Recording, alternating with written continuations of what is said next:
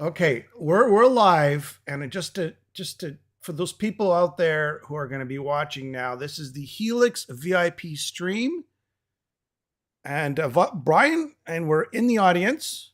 We are the VIP guests. We'll say these guys have VIP access. Today we're talking about Helix 50, the best of. This is the launch. Yeah. After the VIP experience, there is actually an unplugged performance. Wow, look at that. Long way to heaven. Jay, let's go around the room and just let's get a feel for the crowd. Let's get a feel for the crowd. Two of your favorite Helix songs and why? There we go. Well, we can't hear you. The audio. We lost the audio. Lots of screaming going on. Look at this. Wow. Wow, look at that. So this That is just is cool. This is the elite of the elite, Alan. These are the fans, the hardcore fans that are coming for the VIP experience. Look at that. Look at that. I think there's an autograph going to land up on that sooner or later. Look at that. That's fantastic. Look at that. Come on a little bit more. Let's get that thing in the light. Look at that. Steampunk. That's what it is. Yeah, it's beautiful. Jay, Jay, can you actually you want to do a test there? Do I want to what? Okay, I can hear you now. Can you hear me? Yeah, maybe just. Is that the actual artist holding it? Yeah, it is. Oh, let's introduce him there. That's beautiful. Hey, what's your name? Steve Houston. Steve Houston. That thing's great. Maybe you take that back to Florida. Steve, your favorite Helix song? What's your favorite Helix song, Steve? The new one. Stand up. Stand up. Stand up. Steve's not living in the past. He's current. He's following the latest and the greatest here. All right, who else we got in the crowd? And how did you do this? It's like 3D. These steampunk things are 3D. They're actually sticking. Yeah, look at that. That's pretty cool. They got the band over here.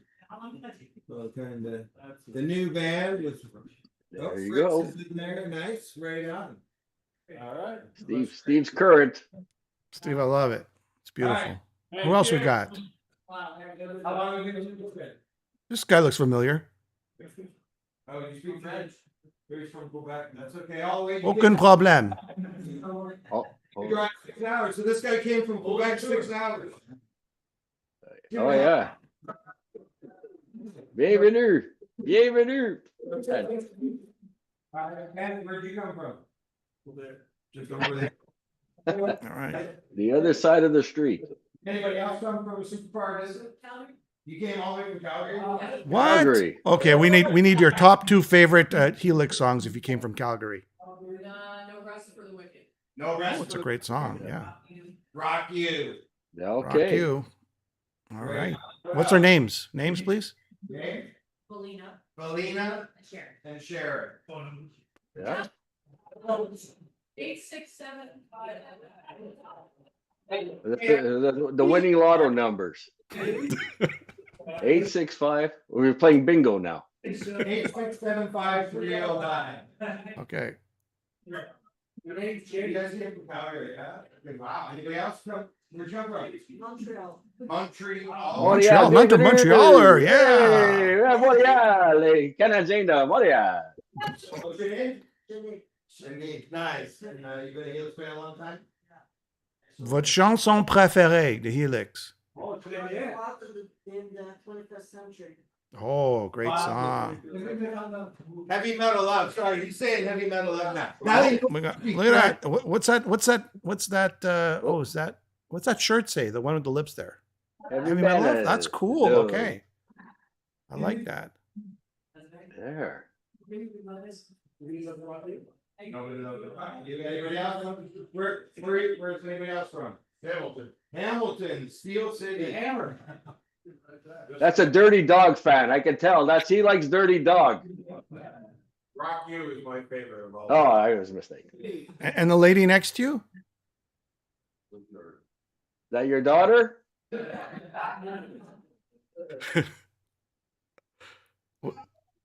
No, she's too shy. Oh, Long Way to Heaven. Is that? Long Way to Heaven. Good song.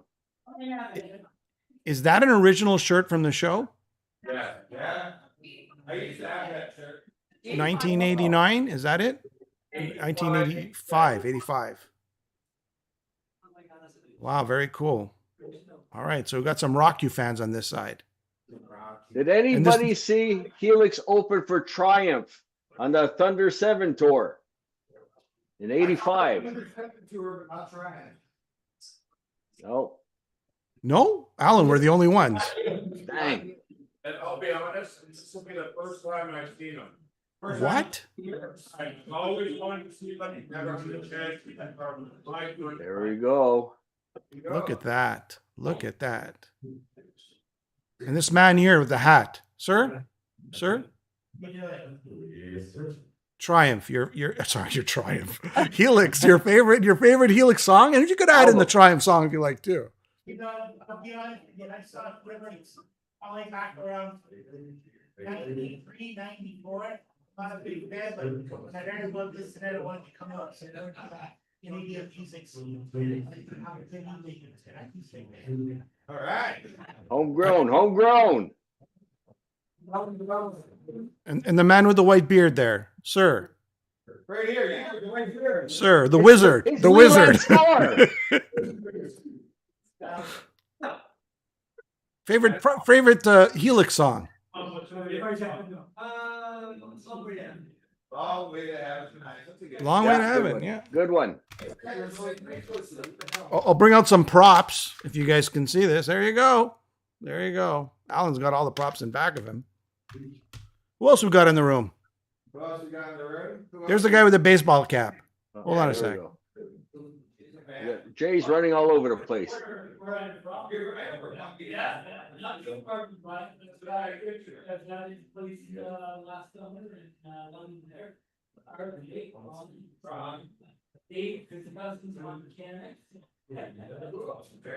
Sorry, I didn't hear that one. What song was that?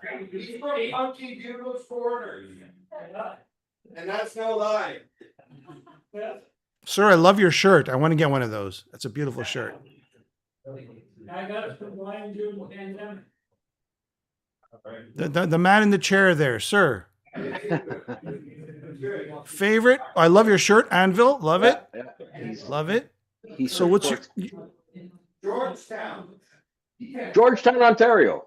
nice favorite Helix song? Oh, yeah. Because we saw what's your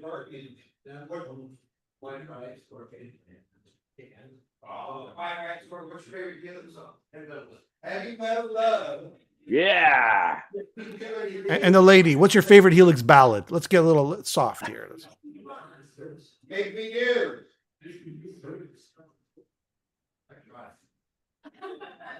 Without You, Jasmine's song. I like that one. This is a good crowd. Jay, this is a good crowd. It's I a like this rocking people. crowd. I like these people. You can feel the anticipation. We're at 6 o'clock on the dot here. I got 5:59. Oh, we got some late people. Oh, well, New people coming in. There he is. they heard the ruckus. They just came in to see what's going on here. What's going on? Look Oh, at this. there we go. You guys, there we And go. there it is. There he is. There we he go. is. Everybody, let's say some applause here.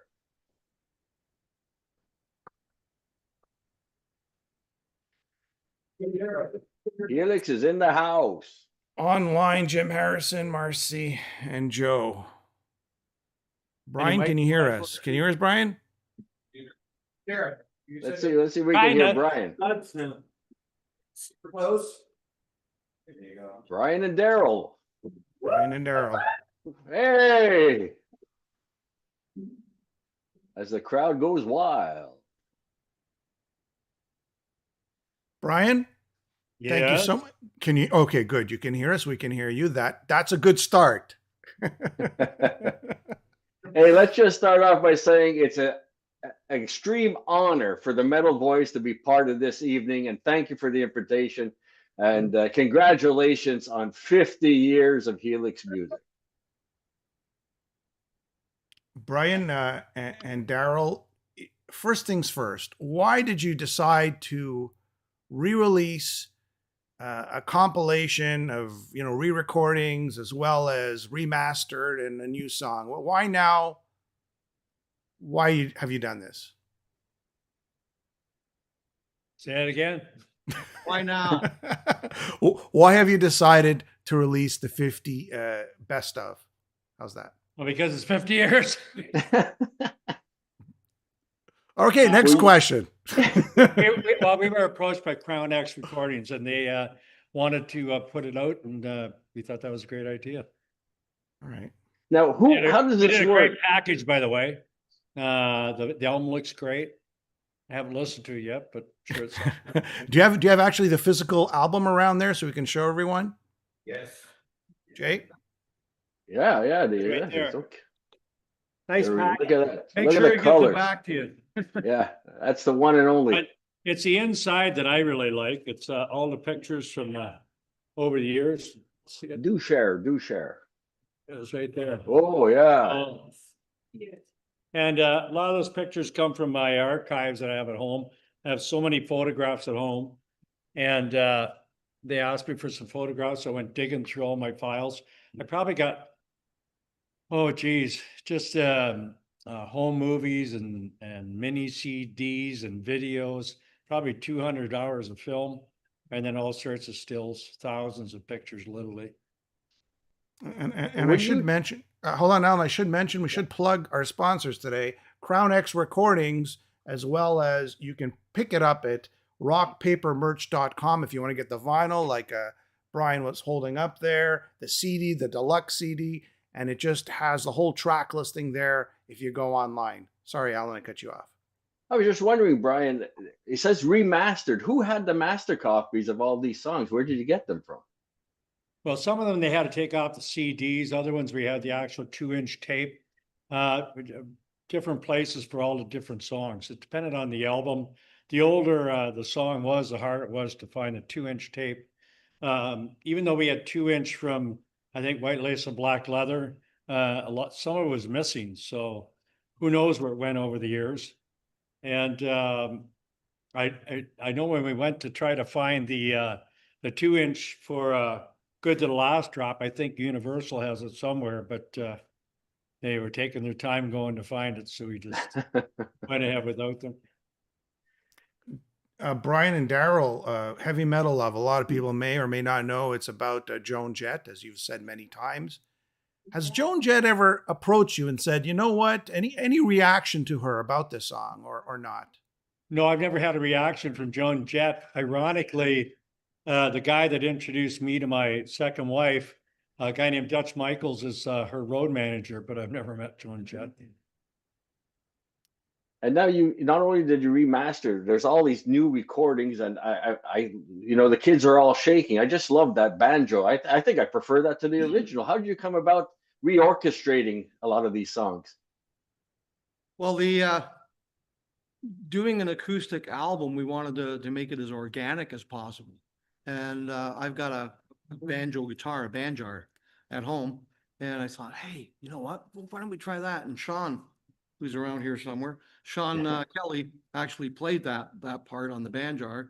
And we've included it in all of our Unplugged shows since. It was just something different to do. There's also fiddle in that version, a fiddle player that I've done some work with in the past. I think also we didn't use complete drum kit for that. We were doing things like for the kick drum, we'd be like stamping on the floor or slapping on the back of a guitar, just to make it different, not so it wasn't like a full drum kit or anything, just so it breathed more. And I should mention there that Sean Kelly was very instrumental in Smash Hits Unplugged, and took a great part in helping us put the songs together. And Sean's going to be here tonight with us. All right, let's get Sean to jump in before we end this. There's some guests on this album too. You want to just tell us about the guests over the years, and lots of Canadians. Well, on Good to the Last Drop, we had Alden Nova sing background vocals, and Steve Marinaccio. We've had Kim Mitchell on Sleeping in the Doghouse Again. Lee Aarons sings on Look Me Straight in the Heart. Anybody? Oh yeah, and on the newest track, Stand Up, Stat Howland, who's played for Wasp, Church. Lita Wasp, Ford, yeah. Blackfoot. He's drumming.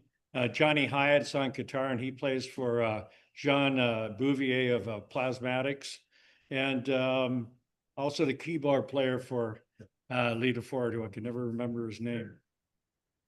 Don't Kim look at Mitchell me. too. Kim Mitchell as well. Yeah, Did you he mention said, Kim yeah. Mitchell? Yeah, he Oh, did, he did. Okay, he sorry, did. sorry. So out of your vast catalog, how'd you narrow it down to these songs? I mean, there's obviously some people we went out before you walked in and they were screaming out their favorite songs. A lot of them are on this album. Some didn't make it. What made you choose these songs over some others? Well, a lot of them are hits, obviously. Good The Last Drop was a top 40 hit for us in Canada. Heavy Metal Love, of course, went to heavy rotation MTV back in 1983 before much music was even together in Canada. Rocky, of course, was a huge hit, as was Gimme Good Lovin'. So a lot of these songs were already hits in their own right. That Day's Gonna Come was another top 40 hit for us in Canada. So we kind of went with that because it's almost like when you go to see your favorite band and they come out and they don't play any songs that you know and go, what the hell? It's not a vanity project. We give people what they want to hear. There's also some newer material on there that, Right. we're hoping that everybody's gonna appreciate and like and so that we can add those to our live set eventually. Well, Stand Up. It's a great track. I think you guys got a lot of great reaction you. on that. Thank You want to, and actually somebody in the audience said that's their favorite song. I mean, look Yeah, at two or that, three. 50 years. Steve, and you got Steve was one of them. Steve, the artist. Well, that song, I believe, got more than 20,000 listens in a little over a week of its release. And the song had a long and winding history to it. I originally wrote a song with Johnny Hyatt when I was down in Fort Myers, where I live in the winter. And my good friend Gord Pryor, who was responsible for helping me put together a Power of Rock and Roll album, Gord was back in Canada and he was going through one of his many breakups with his girlfriend. I said, look, jump on that plane, come on down here, just enjoy the sun of Florida, and we can even write if you want. And Gord went, that's a great idea. So he came down, we went to the studio, and he was like listening to the song me and Johnny had written. He went, well, I think I'm going to change everything. And so he started changing things, and we wrote a new chorus, and we scattered the verse, and then he took it back home. And when I came back for Fritz's celebration of life, by the way, Fritz is here in part today. This is one of Fritz's cool. last shirts he bought, Cool. and his girlfriend gave it to him. We miss Fritz every day. He was a great individual. But I'm going to get a little bit off track here, but we brought it back, and the day after Fritz's celebration of life, I went into Charterhouse Studios in London, Ontario with Gord, and Gord Pryor was writing lyrics all the way to the studio. And then we worked with Aaron Murray, who was voted the producer of the year a couple of years ago in London. And Aaron also is a protege of Danny Broadbeck, who is a protege of Jack Richardson, who, as you know, produced Alice Cooper, the Guess Who. Guess And who? so, Yeah. good lineage there. And Aaron, I do a lot of work with Aaron, and Daryl produced a lot of stuff too. So we use various people. The bottom line is the song. You go in there and you put your ego aside and you try to do what's best for the song. Even though we had a song completely written pretty much down in Florida, I liked what Gordy had written better, so we just trashed it, went with the new thing, and obviously you like it, right? Yeah. That's Right, great. I everyone? think the people. Made a good decision. Yes. Sounds 50 sounds years. current. 50 years. Is this, and I hate to use the R word, retirement? Brian? Well, we're calling the dates we're doing in Kitchener and London this year the retirement tour, but it might just be retirement from those two markets. There's a lot of a lot of places to play in Canada before we call it quits. But I think that all of us, like Daryl, plays all the time, and I don't think we'll ever just pack it in and not, sit on the couch or the beach or wherever. I'll be writing books and making films, and I'm also one of the last people in the world to teach true bel canto. It's taught to me by Edward Johnson, and Ed taught myself, Andy Kernaconi Hatch, Gilmore of Triumph, Major Hoople's Boarding House, Copper Penny, Red Green, who used to be Steve Smith with his wife, me, Yeah. and you. There you go. Well, you know, Daryl sings almost every night, and the thing, especially as you get old, you want to protect your voice, and bel canto is the way to do it. Bel voce, which means beautiful voice, and it's really the only way to sing without hurting your vocal cords. I was told in 1976 I never sing again because I had nodes in my vocal cords, so I'm not really maybe the best example of the technique, but I'll be 70 in a couple of weeks and I'm still singing, so. Absolutely. You sound great, man. Well deserved. We should all clap. Yes, exactly. I agree. Wild in the Streets. Hey, Tell I me didn't about say how well I'd be singing. Come on. Brian and Daryl. Wild in the Streets, the most expensive release party maybe in Canadian history. Is that correct? Oh, that was at, was it Balmy Beach Club? The Balmy Beach Club, but I think he's referring to the one down in LA. Oh, Yeah. that one. Capitol One of the Records. Capitol Records Tower. They were giving away a scooter. Like, we're a heavy metal band, right? Helix, on the streets. And they're giving away a Honda Helix scooter. Right? And we're like, it should be a Harley. They should be giving away a Harley. No, but it's a Helix. But yeah, it was our changing room was Studio A in the Capitol Tower. That's where Frank Sinatra did all of his big hits with, like Nelson Riddle and the orchestra and stuff. It was just amazing. The history in that room. You walked in, it was just like soak it up. And then after our release party, we walked across the street. There was a theater there, and they were having like indie night or something. And we got to listen to Rock and Hide, right? And they're doing Eyes of a Stranger, and there's only me in the front going, yeah, love this song. What are the chances? What are the chances? The ironic thing about that album was that I don't think Capitol / EMI had any intention whatsoever of pushing that album because when you're with a major record company, you have to have somebody at the top of the company that believes in you. And the guy that believed in us was a guy named Bill Bartlett. And the president of the company at that time was a guy named Walter Lee. And Walter Lee used to ferret out people at the record company that were doing drugs, and he'd get them fired. Well, anyway, he found out Bartlett was doing some stuff, and he couldn't fire him. But so he didn't know. He basically demoted him to I don't know, bum boy in the mailroom or something. And he used to come up behind him with a cattle prod and poke him in the back. And Bartlett eventually had a nervous breakdown. He sued the record company. At that point, Bartlett and Lee left, so there was nobody at the tower, Capitol Tower, to support the band. So the funny thing about Capitol Records, though, is that there was a floor here where all the publicity was, and then there was this huge open stairway where you could see everybody that was the top of the company, their offices, right? But they didn't talk to each other. So they spent something like $80,000 on this release party. They brought in 20 porta pots. They brought in Supertramp's a PA system. They did tons of promotion on KNAC, and with no intention of really pushing the album, which is ironic. Yeah. And it's funny that you say Rock and Hide, because I succinctly remember the record company talking to our manager at that time and saying, because at that time they were called the Payolas. Yeah, right. There was a big controversy at that time about payola in the United States. I remember the one guy from the record company going, "We're going over to see Rock and Hide tonight, and if they don't change their name, we're going to deep six the album." And guess what? They didn't change their name, and they deep six the album. Oh. Then they changed their name to Metallica, Bob Rock. No, that was the record companies back then. Yeah. Alan, I just want to read a comment. I want to read a comment from the people yes. watching, right? Sorry to cut you off again. Jim Harrison would like to thank them for all their touring across Canada for so many years, seen them in Halifax, and also saw them in St. John's, Newfoundland. So that's a testament to how Canadian you guys are and have been. We love Newfie. Love the Rock. George Street. Yeah.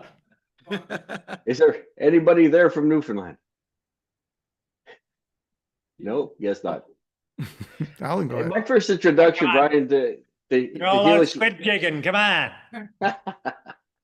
My first introduction to Helix was the No Rest for the Wicked album, and as my mind playing tricks on me, or was Does a Fool Ever Learn? Was that the first single off that album? Because I remember hearing that on the radio.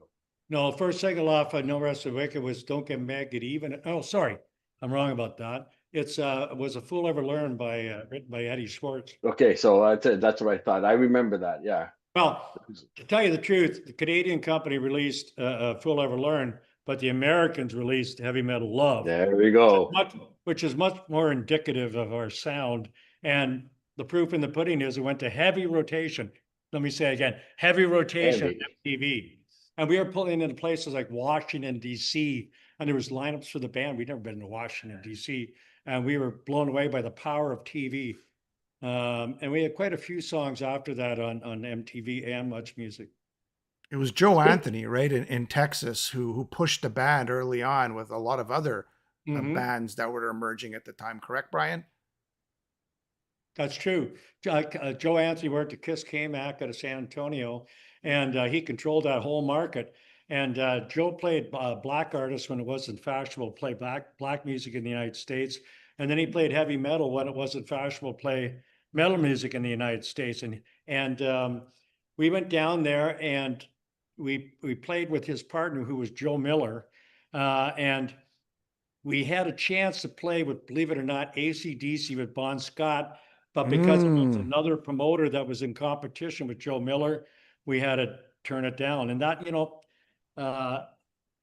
that's part of acting like a man and sucking it up and doing the right thing. And that was the right thing, because Joe Miller brought us with Joe Anthony to San Antonio. And like they say, you got to leave the dance with the one that brought you.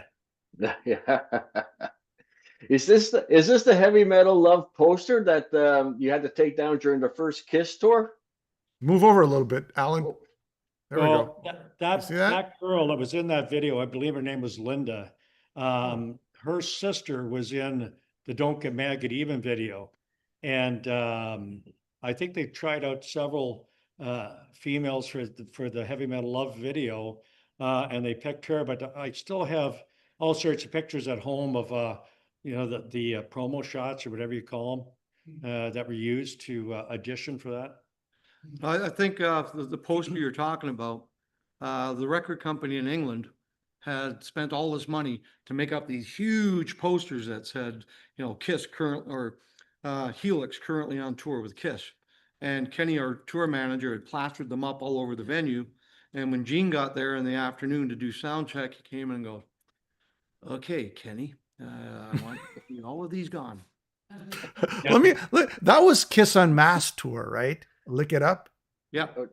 Yeah, we did 13 countries in 32 days with Kiss, opening for Kiss. We played the first gig ever with them with their makeup off in Lisbon, Portugal on that tour. That was in 1983. And the story he was talking about, Gene actually went, "Kenny, come here." And Kenny came up, he says, "Kenny, whose show is this anyway?" He said, "Well, it's your show, Gene." He says, "That's right. I want to take down every one of those pictures." Another thing I remember from that tour was being on the plane at the end of the tour going home. And for some reason, Gene Simmons was riding in economy, or he was using the economy washroom anyway on the plane. And I was reading Last Waltz in Vienna, which was about Jews being slaughtered in Auschwitz. And Gene says, "What are you reading?" So I told him. He said, "My grandparents died at Auschwitz." So when we got to Germany on that tour, they had to turn the S's on the signs around on the Kiss sign. Okay. Oh, And, yeah. And we were playing an old beer hall where Hitler used to give speeches, and Brian May showed up from Queen. And so we're standing out front, we're all big Queen fans, and we're taking a picture out in front. And Gene Simmons walked by. Says, "Hi, guys." Well, anyway, that was the first time they'd ever taken their makeup off, and Brian May had no idea what they looked like. And Brian May said, "Is that one of the road crew?"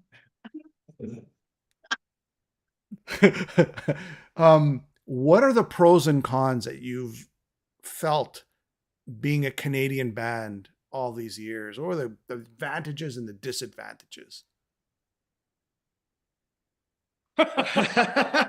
Sure. So, That bring was out the our- list. Is that what you're saying? For me, I'm an immigrant to this country, right? Okay. I arrived in 1976, and just the difference in the musical culture between From which country, Daryl? Northern Ireland, from Okay. Belfast. Just the difference in the amount of music that was being played. Like I could go out on any given night. Yeah, I live in St. Catharines, so I could go out on any given night and I could go see Max Webster, The Hunt, Mad Cats, a whole bunch of like 70s good rockin' bands that all should have been much bigger than they were. Max Webster should have been an international sensation. Go up, tour across the country. We had the opportunity to hone our craft in front of audiences night after night after night. Whereas in other countries, they didn't have that. They have like an event here, an event there, and we got to sweat it out, check things out in front of an audience. Oh, that didn't work. Ooh, hey, that worked really good. Oh, did you see that girl back there? What she was doing when we were doing that? That's going to work for us, right? Get her on the poster. Get her on the heavy metal love poster. Exactly. So I found that personally, that was an advantage in being able to hone your craft. The disadvantage was that we have 1/10 of the population of the United States. And huge distances. To cover. Huge tracts of land. You know what I mean? Like there's more places they play in Ohio than there is in play in Canada. We usually start off a tour through the bars. We go Kitchener to North Bay, then we jump over maybe Sault Ste. Marie, Thunder Bay. In Thunder Bay, we'd hit Winnipeg, then Portage la Prairie, then the A4 in Saskatoon, or the Scary Nights in Regina. It's Sierra Nights, actually. Then the Airliner in Calgary, the Beverly Crest in Edmonton. Then we'd go over across the mountains and we'd play in Vancouver, jump over to Victoria and play harpos, and then all the way back. We were the first band ever to play Atlantic to Pacific through the bars. A lot of bands like, say, Copper Penny, Major Hoople's Boarding House, after they had a record out in the radio, they'd fly out to Vancouver or fly out to Halifax. But with Helix, we were going through the bars week by week by week. And I'll tell you, I spent a year in Saskatoon one week. Yeah. Because you got to remember, back then there was no TV, no cell phones, no nothing. You were in a room and that was it. Read the newspaper or read a book. That was your entertainment. There was no TV. Oh, sometimes there was TVs, but they never worked. Neither did the phones. Do you ever have a phone or TV work? Not in the early days. No. Where did you get that toque shirt, Daryl? It was a gift from the boys in the band. As a plug. There you go. Well, tell them to. Well, tell them the story. When this album was being put together, Brian came to me and said, "Hey, listen, we're going to do a re-recording of Rock You, and we're going to have the guys from Toot come in, and we're going to have Which are Brent Fitz from Alice Cooper, Todd Kearns of Slash, and Phil X of Bon Jovi. By the way. I talked to Phil many years ago, just as he was moving to LA, about doing some dates with Helix. So we got along well. Anyway, so we did the song over the course of 2 days, shot the video, and we hope you all like it. If you have Atmos headphones, give it a listen because you'll hear things all over the place. It was a real fun day. Those three guys are very famous now. They play for famous bands, and they grew up in Helix, and they told us that. And I think getting that respect from your fellow thespians, I'm not actors, that's the wrong Colleagues? Wrong word. my peers. Peers? That's probably the biggest thank you can get from being in the business, more than money, more than anything, is the respect from the other people in the business. Look, going back and re-listen to all the albums from the 80s, I mean, the sound and the production is fantastic. So is Tom Trummett, is he your George Martin? Is he like the sixth member of the band? He's on everything. Well, Tom Tremuth really just helped us get that first deal with Capitol Records.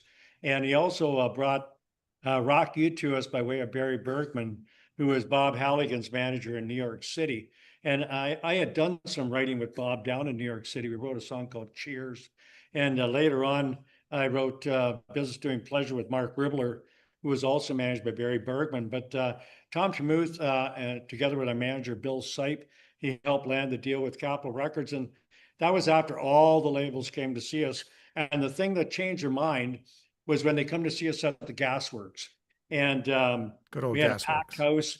And at the end of the second set, we used to do 3 sets a night. At the end of the second set, Brent blew his amp up and the record company left.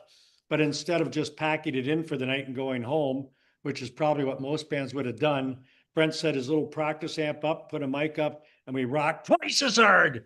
Yeah. And the record company, unbeknownst to us, came and was watching us through the back window, and they thought they're a good bet because from their viewpoint, we weren't going to give up. And that first tour we did in the United States, we did out of a van. Believe it or not, we slept in the van with a U-Haul at the back. And I don't know if you ever woke up with a cheesy like this and thinking, right? And don't drink the orange juice. Brian, what was the magic of Helix doing cover songs better than the originals, as well as taking other people's music or other songwriters and making those songs just as great as your own? What was the true magic that you guys had? Thinking outside the box. For instance, Gimme Gimme Good Lovin'. The Crazy Elephant version of the song is like 1 minute and 47 seconds long. And DJs would use it at the end of their shift just to like, okay, I got 1 minute and 47 seconds to kill. Okay, I'm going to put this one on just to kill time, right? We took the song and extended it to 3 minutes, but how it came about was it was a suggestion to the band from one of our manager, Bill Sipe's other bands. Keith Gallagher, Mike Biker and the Kickstands, right? And they played the song, and they said, "Yeah." Over the phone, by the way. So Paul's listening to Keith over the phone, telling him what the chords are and how the lyrics go and stuff. And we weren't allowed to go and find a copy of it, right? So Paul sat there and figured out the din din din din din din din din din din din din. Figured that out. We put the arrangement together, but added a guitar solo because there wasn't one. And it worked for us. It's just thinking outside the box. You know what? I should mention this. We always talk about Brian's voice, how incredible it is, and the songs, but the guitar work. That's one thing. When I revisited this week all the Helix catalog that I loved growing up, the guitar work, the solos were just as good as any American guitarist or UK guitarist. You guys were at the top of your game. Well, thanks. Well, we played 3 sets a night, 6, 7 nights a week. So if you didn't get good, you were in the wrong business. But there was a question before, I can't remember exactly what it was, but we probably sounded more like an American band. We probably had more in common with bands like LA Guns, Rat, and acts like that than maybe some of the acts up here, right? One of the disadvantages of being Canadian is like, where the hell do you fit in on Canadian radio? Between good for, here for a good time and I don't know, the Parachute Club. Bring the little hell. I like the Parachute Club thing. We got beat at the Junos one year by the Parachute Club for best live act. Go figure. Where are they now? I think they're still around, but not knocking Parachute Club. But as far as live acts went, we were out there. We played over 300 dates a year one year, and we just kept going. And we took, we wore that as a badge of honor. And the more we did it, the more we loved it. When Rock You came out, we did 47 dates in 48 days. Ooh.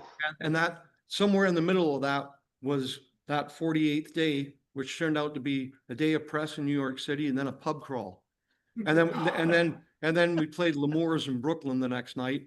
And our manager was so PO'd at us that he had us doing like choreography things on the stage, right? And we're Yeah, but you're not green. telling the whole story. We're green because we're so hungover. That's right. That. That's now the truth comes out. A big Oh, shout out to the Jay. bus was being fixed in New York City, right?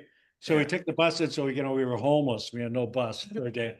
So we decided we were gonna walk all the way down to 42nd Street where all the hookers hung out. We're gonna walk down the street and we were gonna have a drink at every bar till we hit 42nd Street. And on the way back, I think we bought some vodka called Firewater. Firewater, yeah. Wasn't- Firewater. Wasn't good. And The we top kept- notch stuff. people kept joining the entourage on the way, Yeah. on the way back up. I think we were parked at 62nd or 61st, wherever the Capitol We can't building was. remember why. We ended up, there were more people coming back with us than had left. Right, so it was fun. I just want to say a big shout out to Jay Panisecco, who I hope I pronounced your last name properly. He's holding up the camera. He's holding up the Yes, phone poor there. Jay. That's His the arm guy. must Look be at him. Tired. Look at that. There There he he is. is. There's the man. Shout out to Jay. Explain, guys, explain Jim- how frustrating. Sorry? No, go ahead. Explain how frustrating it must have been. You guys are touring hard. You got the hits on the radio. Everybody knows you. And then when you come home and you look at your bank account, it's not the billions you were hoping or the millions. Wasn't even the hundreds. Explain how Seriously, that. we made $190 a week, I think, at that time of our career. You got 100. No wonder, You got a 90? that's why we're all divorced or you know what I mean? Seriously, Crazy. I don't think any of us stayed But married. what we did that was different than a lot of bands is took the profits and sunk it back into the business. Yeah. Right? So we kept our take low, but it enabled us to take some time off to write if we wanted, or we wouldn't take tour support from the record company for these big, beautiful buses. We had our own bus called the Dirty Dog. And it was an With a old- porta pot in the back. with a porta pot in the back. You know, at the end of the night on a tour with Whitesnake and Quiet Riot, where were all the strange people that wanted to party hanging out? They were hanging out on our bus, right? Well, the funny thing was, I'll never forget this. Kevin DeBro and Carlos Cavazos come over one night, to see what all the hubbub was in our bus, right? And they sat there and everybody ignored them, so they laughed. But we had a porta pot in the back. Yeah. And Gordy, our bus driver, go, okay, I don't want anybody, if any feminine napkins in this thing or nothing like that, right? Because I got to empty it. Well, Fritz, of course, would bring some floozy back there. And the next morning we wake up with the smell of urine wafting through the bus, especially when you're in Arizona. We had no air conditioning in that damn thing. And we broke down the song Heavy Metal Cowboys. We were driving from, I think, where were we? Yuma, Yuma. Arizona To San Diego. to San Diego, and the bus broke down. So I had to jump in the truck with our manager, Bill Sipe, the driver, Rick, who was like this big, and Roman Reingruber, who was like 6'8", right? Had ride in the cab of the truck all the way to San Diego and catch a flight up to Vancouver for a A&B record store opening. Meanwhile, those guys, right? They wake up in the middle of the desert after partying all night long. And Fritz said he woke up, there was something dripping in his eye, and he looked up and it was Daryl sweating. Oh, jeez. Yeah. Yeah, I woke up rolling down the highway with all the blood rushing to my head, right? Because they had jacked up the front. There wasn't enough room for us all to ride in the tow truck, so they just didn't mention to the tow truck driver that the bus was full of people sleeping. So we got into San Diego, and they loaded all of our luggage onto a flatbed and us, and drove us to the nearest Motel 6 and took the bus away. And we saw it, about 3 weeks later, when it got back to us. We ended up having a motorhome for a few weeks, which was I don't another think it was that adventure. long, because I went up to, meanwhile, I was flying up to Vancouver, and I opened up A&B Record Store, and then I went and I had an interview with Terry David Mulligan, and I hadn't slept in like 2 days, he's bouncing these questions off me. I'm going, where am I? Right? And then they took me back to a hotel by the, where they used to have the expo there by the water. And the next day I had to fly back to San Francisco, where our next gig was at the Keystones, and nobody was there. And so I just wandered around San Francisco, went and jogged down to the harbor, and they finally showed up and we played there. Actually, it was with Michael Bolton, I think. Back in his Then we metal played days. the Beverly Theater in Keystones. Could have the wrong tour of that. So. Yeah, I think you got the wrong. Yeah, it was a tour before. But yeah, we played back up to Michael Bolton, which was. You know, Jimmy spoke earlier about the great guitar work, but the harmony vocals and their background vocals, you know, is that something that came naturally for you guys, or you had to work on that? Because they're just unbelievable. We worked on it when we first got together. Our manager Bill Sipe was in a previous life was in a drummer for Poverty Train, which was a rock band, and the Great Rufus Road Machine, which was a show band.